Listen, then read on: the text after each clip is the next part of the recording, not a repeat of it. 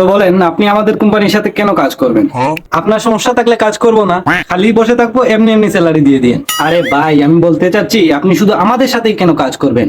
আরো তো অনেক কোম্পানি আছে। আরে কারো না কারোর সাথে তো কাজ করাই লাগবে। না না, আপনি আমার কথা বুঝতে পারছেন না। আমি বলতে চাইছি আপনি আমাদের কোম্পানি কি দেখেছেন যার জন্য আপনি আমাদের সাথে কাজ করতে ইচ্ছুক? আরে আপনি চাকরির জন্য পোস্ট দিয়েছিলেন না, ওইটা থেকেই তো আসলাম। এইটার জন্যই তো ইন্টারভিউ হচ্ছে। আবে মাইলে নোরা। আচ্ছা, কাজ ছাড়া আপনি আমাকে আর কি দিতে পারবেন?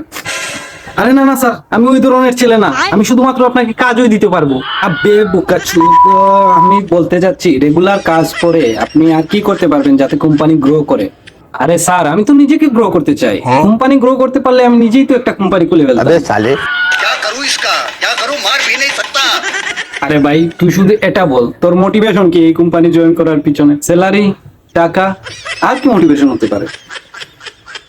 আরে ভাই তুই মন দিয়ে শুন, টাকা বাদ দে, টাকা সাইডে রাখ।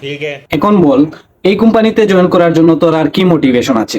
হ্যাঁ, তাইলে আর কি মোটিভেশন বাকি থাকলো?